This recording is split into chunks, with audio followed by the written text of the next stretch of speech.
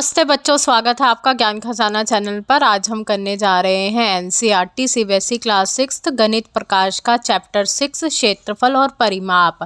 इसमें हम समझेंगे कि क्षेत्रफल और परिमाप क्या होते हैं। तो चलिए शुरू करते हैं हमारी वीडियो। आयत में दो चीजें होती हैं, लंबाई और चौड़ाई।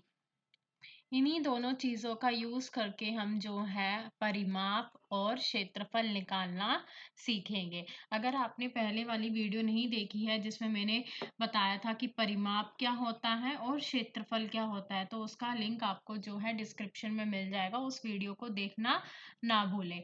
आयत की 4 भुजाएं होती हैं। चलिए मैं यहाँ पे एक आयत ड्रॉ कर लेती हूँ।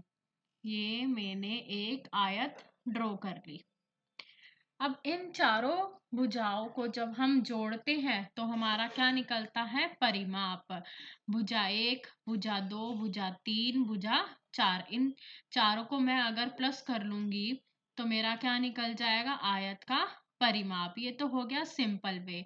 हम इसको जो है एक फॉर्मूले के हेल्प से भी निकाल सकते हैं। तो आपका फॉर्मूला क्या होता है, 2 गुना ब्रैकेट में लंबाई जमा चौड़ाई, ये होता है हमारा आयत का परिमाप निकालने का फॉर्मूला। अब हम एक बार इस फॉर्मूले को समझ लेते हैं। अब देखो, इस आयत की 2 लंबाई है, एक ये और एक ये। 2 चौड़ाई है, एक ये और एक ये। तो लंबाई मेरी ये रही, चौड़ाई ये रही, और दोनों 2-2 बारी है, तो इसलिए फॉर्मूले में क्या आया है, 2 आया है। तो आपको जो भी क्वेश्चंस दिए जाएंगे, अगर उसमें आयत का परिमाप पूछा जाएगा तो आपको फॉर्मूले का यूज करके ही जो है आंसर निकालना है। अब आते हैं आयत के क्षेत्रफल पर। आयत के क्षेत्रफल का फॉर्मूला क्या होता है, इसका फॉर्मूला होता है लंबाई गुना चौड़ाई। जब परिमाप निकालेंगे तो लंबाई में चौड़ाई को प्लस करेंगे और 2 से गुना कर देंगे, मगर जब क्षेत्रफल निकालेंगे तो क्या करना है आपको, बस लंबाई और चौड़ाई को क्या करना है, गुना कर देना है। जिससे जो भी आपकी आयत होती है उसके जो अंदर का एरिया होता है उसी को हम क्या बोलते हैं, हमारा क्षेत्रफल बोलते हैं।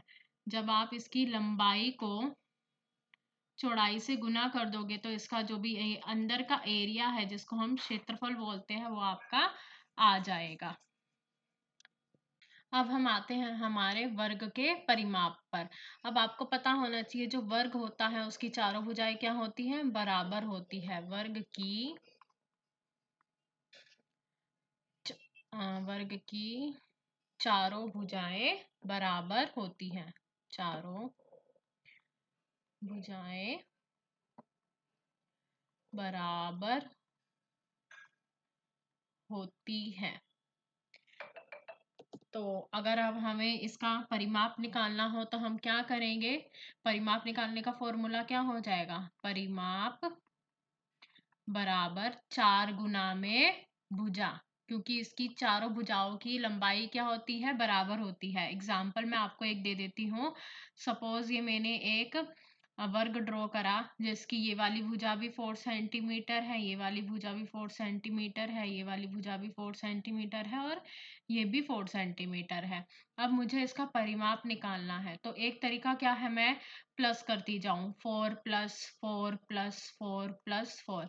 ये आपको छोटी क्लासों में सिखाया गया था। अब हमारी बड़ी क्लास हो गई है तो हम फॉर्मूले का यूज करेंगे। फॉर्मूला क्या है हमारा, 4 गुना में भुजा, और यहाँ पे हमें भुजा क्या कितनी दी गई है, 4 सेंटीमीटर। तो 4 गुना में 4 सेंटीमीटर, तो 4 चौक 16, 16 सेंटीमीटर आपका क्या आ जाएगा, हमारा वर्ग का परिमाप आ जाएगा।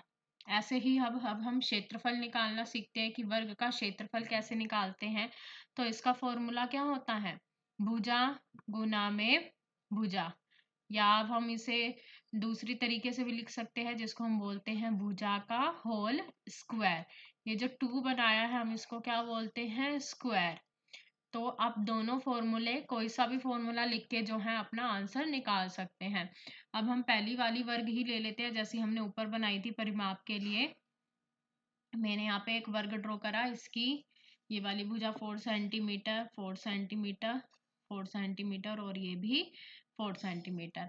अब हमें अपने फॉर्मूले का यूज करना है, तो मैंने लिखा भुजा गुना भुजा बराबर में 4 सेंटीमीटर गुना में 4 सेंटीमीटर। तो इसका आपका क्षेत्रफल कितना आ जाएगा? 16 सेंटीमीटर स्क्वायर। आपको एक बात याद रखनी है, जब भी हम क्षेत्रफल निकालेंगे तो आपका आंसर जो भी आएगा या तो सेंटीमीटर में आएगा या तो मीटर में आएगा। अब इन दोनों के ऊपर आपको स्क्वायर लिखना इम्पोर्टेंट है। अगर आप ये नहीं लिखोगे तो आपका जो है हाफ मार्क जो है वो कट हो जाएगा। चलिए अब सीखते हैं त्रिभुज का परिमाप। आपको पता है त्रिभुज की 3 भुजाएं होती हैं। अगर हम इन तीनों भुजाओं को जोड़ दे तो हमारा परिमाप आ जाता है। मैंने यहाँ पे त्रिभुज ड्रॉ करा। सपोज ये है हमारी 3 सेंटीमीटर, ये है 4 सेंटीमीटर और ये है 4 सेंटीमीटर। तो अब हम परिमाप कैसे निकालेंगे? अगर हम इन तीनों भुजाओं को जोड़ दें तो क्या आ जाएगा? हमारा परिमाप आ जाएगा। तो त्रिभुज के परिमाप का फॉर्मूला क्या हो जाएगा? तीनों भुजाओं का जमा। तीनों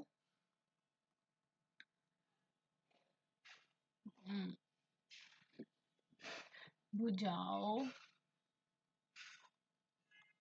की जमा। जैसे कि मैंने यहाँ पे लिखा हमारा 3 सेंटीमीटर प्लस में 4 सेंटीमीटर प्लस में 4 सेंटीमीटर।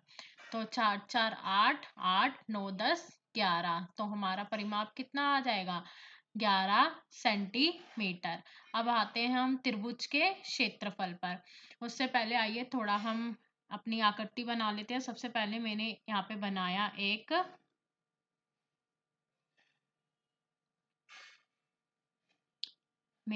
यहाँ पे आयत। अगर मैं इस आयत को 2 बराबर भागों में बांट दूं तो आप क्या देखोगे? यहाँ पे हमारा क्या आ जाएगा? आपको क्या दिख रहा है? एक ट्रायंगल यहाँ पे बन जाएगा और एक ट्रायंगल यहाँ पर बन जाएगा।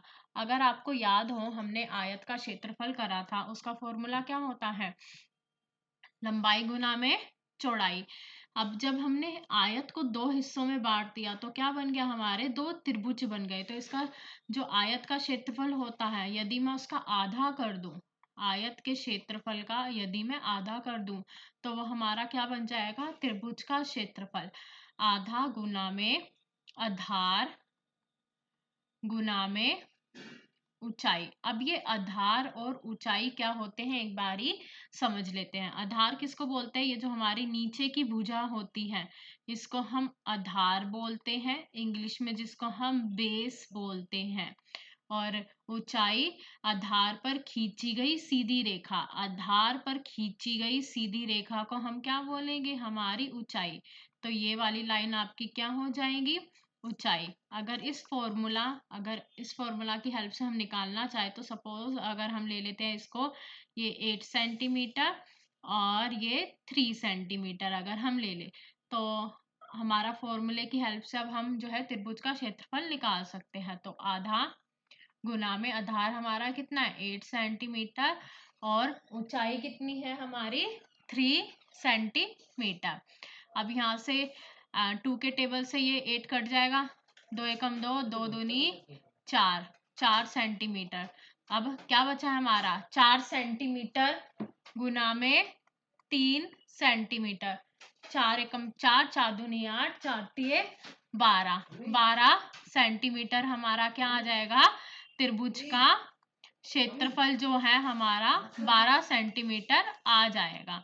अब मैंने आपको पिछली बारी बताया था जब हम वर्ग का क्षेत्रफल सीख रहे थे, जब भी हम क्षेत्रफल निकालेंगे तो उसके ऊपर क्या लगाएंगे? 2, क्योंकि यहाँ पे देखो सेंटीमीटर 1 सेंटीमीटर 2, 2 बारी सेंटीमीटर आ रहा है ना, इसलिए जब भी हम क्षेत्रफल लिखेंगे तो उसके ऊपर हमें स्क्वायर लिखना जरूरी है।